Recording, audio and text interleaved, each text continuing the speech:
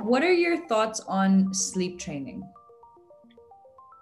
I failed miserably at sleep training. I'm so guilty. Like when I see moms and children sleep in like 2 minutes alone, I'm like, I feel a lot of mom shame. Oh, I don't believe in a term sleep training or that there's some kind of training that you choose to do to a baby. I believe in this unique relationship that you have and learning about your child and doing things like having a rhythm to your day where your child knows what to expect, so that once in a while you break the rhythm and do something. But it's ideal if your child can feel that rhythm, because then what will happen is they will actually start to get ready for the idea of going to sleep when you're telling them that, okay, now playtime's done, and whatever you decide your routine is before bed. If you have that consistently, then children will actually, their bodies will get ready for sleep. So you want to base it on your child's rhythms. Like you want to be tuning in when they're a baby and all the way through to their rhythms as much as you can. And then establishing a routine that's based on their rhythms. So it's not just this outside thing. We're putting you on a schedule, but it's like, okay, this is the way it usually happens. We're going to create something predictable for our child around this. Then we're going to communicate about it. So we're going to say, oh, after we have this bath, it's going to be time to read a book, or this is when, I nurse you, or whatever, we sing. And then you get to close the curtain as I'm holding you. And then whatever you decide your routine is, we look at a book, you're going to just gently kind of wind your child down by telling them that. And then you can also do this lovely thing, which is like wrapping up the day. There's that book, Good Night Moon. Oh my gosh, my son loves that book. Yeah, because it slows down. So we want to do that. We want to set our children up for success. And then, yes, there are times when, and there are certain children, babies even, they do this like fussy thing as they're kind of discharging the stimulation that they had. Oh, that's another big thing, is not to overstimulate, which is it's very hard to not overstimulate, because we keep forgetting that, oh, this is a very like totally absorbent person and I'm basing it on me and I'm fine like going to this activity. But if our baby goes in a supermarket, they're overstimulated very likely. So it's tough. So just knowing that, not that we can't ever do these things, but keeping as peaceful an environment, as routine environment, all these things that are conducive to sleep. Sleep is about the whole day. Yes. It's not just about bedtime. It's creating that routine and allowing them to thrive in that routine. And yeah. And then catching the wave early, so that, because when a child is already rubbing their eyes or yawning or whatever, it's kind of late. It's harder for them to get to sleep. If we've overstimulated, it's going to be harder for them to get to sleep. And the way they'll do it is maybe to cry. So I'm not one of these people that's like, you never let a baby never should cry. And you should always, and I think that's very wrong. And I think it can be destructive, because again, you're talking about my daughters with this emotional health message. It actually starts with infants, that sometimes they do need to cry, and you can say to them, maybe you place them down. Maybe it's already time that you've placed them down in their bed and then they're crying. And then you can kind of encourage it by saying, yeah, there was all these people here, and it's so hard to relax, and actually wanting them to do that instead of like, they're crying and I gotta fix it. Obviously, if it escalates, then maybe we will need to do something, but doing less. So instead of just pick up the baby immediately, maybe we hear, we say, if we don't know what it is, like, oh, you really got some feelings and I don't know what's going on with you. Let's move on to that. You mentioned emotional health, and it starts with infants. Yeah. Crying is a big no-go for a lot of parents and caregivers. When I say no-go, I mean when kids cry in public, it's like the parents or caregiver's worst nightmare. And I see this all the time, and sometimes I feel it, but I'm much more relaxed now, because I've learned that, we have to allow our children to cry, because it balances them and it lets them express their emotion. But I see this here in playdates. When a child cries, the first reaction of a parent or a caregiver is to try to get this child to stop crying. Like, shh, stop crying. Okay, I'm going to give you this. I'm going to give you this lollipop. Oh, enough. We're going to go home. And what is our message to parents and caregivers who, when a child throws a tantrum or cries in public, especially, their first thing is, this is so embarrassing. What is it you want to say about emotional health and how it starts with infants, and allowing them to cry is actually something they need, I guess? Yeah, I mean, like you said it. The feelings are healing. The feelings are needed. The feelings are what's behind when your child is doing other things you don't want them to do. Oftentimes it's because something is building up in them. And so therefore they're pushing other limits, and because they're dysregulated and all they know is like, they don't feel good. Yeah. And when we can hold those boundaries for them or stop them or whatever, then they are able to release the feelings. It might come up at dinner time or whatever you're talking about with your son when he comes back and you say no, and you might get this huge feelings there, and you might say, oh, I've done something wrong and we should have let him come back, and all those doubts will come in.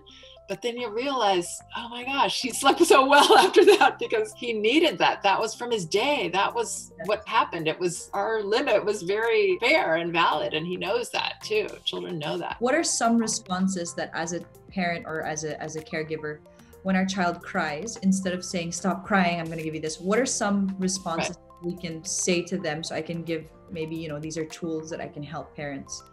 Okay, I'm going to offer some responses, but I just have to say it's not about the responses so much as how you feel about it. That's what really matters. So you can say like, oh, it's okay to cry. It's okay to cry. It's okay to cry. And I'm not saying that at all, right? I'm saying, don't cry. I'm really scared. Like you said, people get panicky. People get embarrassed. So looking at that, why is this happening? And then also understanding that there's all these times at home when people are doing that too. It's not like they're just doing that when their baby's out, I don't think. If they have that fear of their child having feelings, I'm sure they're doing it at home too. So at home, you don't have to worry about other people. You have a lot of practice you can do of saying, instead being like, oh, what happened? And being curious, being interested, just as you would with any other person, what the feelings are. And then you might go through in your mind and even say it out loud, like to your baby, gosh, well, you just ate and I don't think you're tired yet. I'm trying to figure out, oh yeah, I hear you.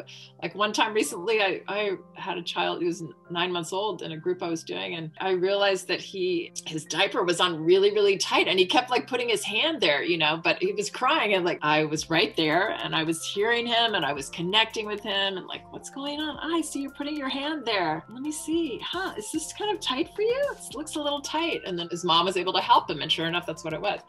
But just even with the youngest baby, we would do this. We would be, sometimes we know right away, oh, I think you're hungry, or maybe you're having a growth spurt because I'm going to try feeding you again. But we're not just snap. We really want to understand what the communication is, because crying is communication. We don't just want to snuff it out. We don't want to just stop it. This is important information. And especially when your child is not verbalizing their words yet, this is the only way they have to tell us a bunch of things. And it could be that there was a big shadow that went by, and what is that? And I don't know what that is. And there's some children that are more expressive than others, even as babies. And it seems like they're upset all the time, but they're just expressing every little thing. So yeah, this is another really key, very, very challenging area of respectful parenting. So that's understanding that feelings are the best thing your child could express. Anything, any communication is the best thing your child could express. That's a great takeaway from this, that crying is actually a form of communication, and your child is trying to tell you something. Be listening and not stopping that. Yeah, not just saying, don't tell me anymore. Don't just stop. Yeah. Oh my gosh, I guess I want to move on also to parenting. I got a lot of these questions. What about if you and your husband have different parenting styles and it clashes? How do you kind of meet halfway or come to a, compromise on whose parenting style to follow? Because I guess the child will also be confused if the mom is a good cop and the dad is the bad cop, which sometimes happens to me. Well, that's it can be complicated without like a lot of specific examples, but generally the parents, they both actually have a very valid point of view, and they're kind of compensating for the other one a lot of the time. Like oftentimes I will work with a mom who is trying to maybe shift patterns, like we're talking about, shift generational patterns, but kind of in the middle. So where they're like, I know I don't want to do that. I don't want to do that yelling thing, but I'm not really comfortable saying no, like since you brought up that mealtime situation. Anyway, what happens there is that the child isn't getting any kind of support that they need. They're not getting that boundary. So then the other parent is seeing that, and the other parent is feeling, oh my gosh, this kid's like out of control, because the other parent hasn't come into communion with herself or himself as a leader for this child. Confident leader, which is what I'm talking about. When you could just say, no, this is what we're doing, and it's okay if you're upset with me about it, and I still love you, and it's all right. So until we have that, the other parent might be overcompensating because they're pretty scared that they see their child becoming a brat, right? Becoming entitled. And so that situation kind of happens a lot. And so instead of that I'm all right and you're all wrong, it helps if both parents can work on what they're doing a little bit. I have a very specific example. My son, Balthazar, he keeps asking me, Mom, can I be a girl? And I say, yes, you can be a girl. And then he turns to his dad and he's like, can I be a girl? His dad, my husband's like, but you're a boy. And then I always kind of get upset with my husband. I'm like, let it be a girl. And my husband's like, but he's a boy. So how do we tackle that? And what are the, I don't know, what is behind that? Him wanting to be a girl and wanting to dress like a girl, which is, for me, I'm totally fine with it. I'm like going to buy him a tutu and stuff. Or my husband's like, okay. Not comfortable. My Yeah. So, I mean, I would be acknowledging and open to your husband. And so acknowledging is when you say you acknowledge what somebody's feeling. You're not just here like annoyed with him and he's annoyed with you, but you're connecting and like that you want to understand, just like you want to understand what your child's feeling.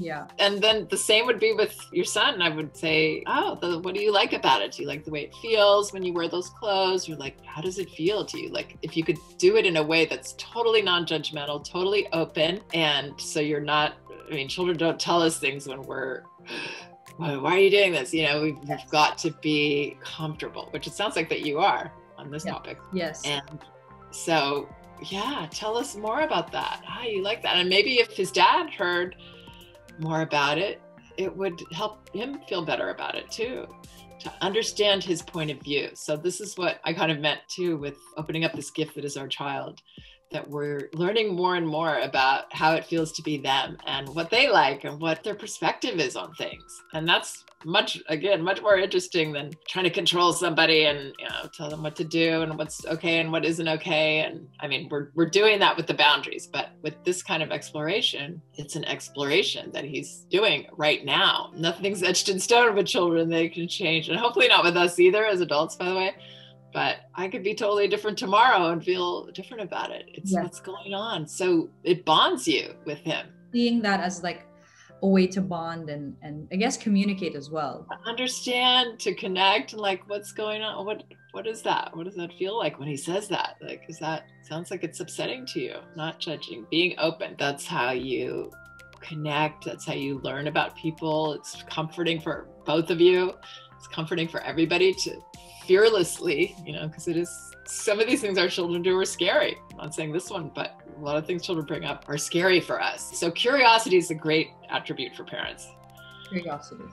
Always going to have curiosity when our child's crying. And what's interesting too is that you see, I mean, I've seen this on an airplane where everybody wants their child to be quiet on an airplane, right? I've done this where my child started to express displeasure on an airplane. And I said, yeah, it is icky in here, isn't it? You can't get up. You can't.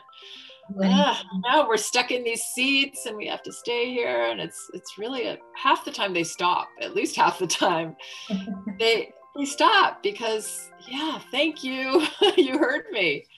And it feels better. And I think we can all relate to that. Like when someone just lets you feel whatever you feel, you know, if I tell my partner something that I don't like when you do this, and then he says, oh, okay, I didn't know that. I feel so much better about him now. Yes, like communicating what you...